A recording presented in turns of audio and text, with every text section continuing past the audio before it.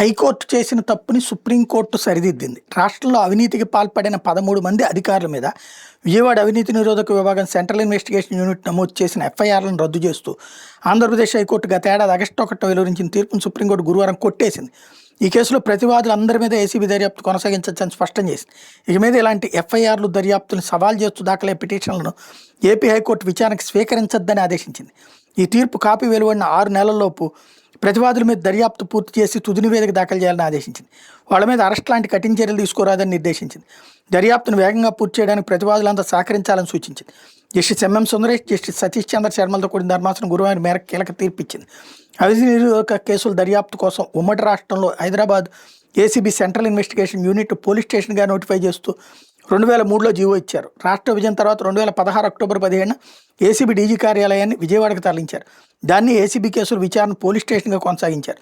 2020 వరకు 13 ఎఫ్ఐఆర్లు నమోదు చేశారు. 12 కేసుల్లో దర్యాప్తు పూర్తయితే ఒక కేసులో ఛార్జ్షీట్ కూడా వేశారు. ఈ నేపథ్యంలో 2020-23 మధ్యకాలంలో ఈ కేసులో నిందితులు హైకోర్టును ఆశ్రయించారు. నిబంధనల ప్రకారం Vijayawada ACB central investigation unit joint director కార్యాలయాన్ని పోలీస్ స్టేషన్గా నోటిఫై చేయనందున ఎఫ్ఐఆర్లు కొట్టేయాలని కోరారు. ఈ కేసు నడుస్తుండగానే ఈ కార్యాలయాన్ని రాష్ట్రం మొత్తానికి ఏసీబీ పోలీస్ స్టేషన్కి వర్తింపజేస్తున్నట్టు ప్రభుత్వం 2022 సెప్టెంబర్ 14 జీవో ఇచ్చింది. అయితే అప్పటి వరకు ఏసీబీకి రాష్ట్రంలో నమోదు చేసిన కేసుల మీద దర్యాప్తు చేసే అధికారం లేదని 2016 అక్టోబర్ 17 తర్వాత నమోదైన ఎఫ్ఐఆర్లను కొట్టేయాలని నిందితులు కోరారు. దీంతో హైకోర్టు 13 ఎఫ్ఐఆర్లను కొట్టేస్తూ నేడు ఆగస్టులో తీర్పిచ్చింది. దాన్ని సవాల్ చేస్తూ ఏసీబీ జాయింట్ డైరెక్టర్ సెప్టెంబర్ 13 సుప్రీంకోర్టులో ఎస్ఎల్పీ వేశారు. అవినీతి నిరోధక చట్టం కింద శిక్షార్హమైన నేరాల మీద దాఖలైన ఎఫ్ఐఆర్లను హైకోర్టు కొట్టివేయడంతో కొన్ని కేసుల దర్యాప్తును మొగ్గలోనే తుంచేసినట్టయింది. మరికొన్ని కేసుల్లో క్రిమినల్ ప్రొసీడింగ్స్ను పూర్తిగా రద్దు చేసినట్టయింది. ఎఫ్ఐఆర్లు దాఖలైన పోలీస్ స్టేషన్ల జ్యూరిస్డిక్షన్లు మాత్రమే పరిగణలోకి తీసుకుని హైకోర్టు ఇచ్చిన ఈ తీర్పు న్యాయాన్ని అపహాస్యం చేయడమే.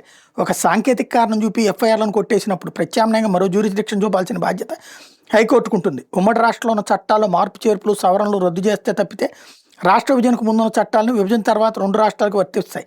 ఈ నేపథ్యంలో ఎఫ్ఐఆర్ను రద్దు చేస్తూ ఏపీ హైకోర్టు ఇచ్చిన తీర్పును కొట్టేస్తున్నాం.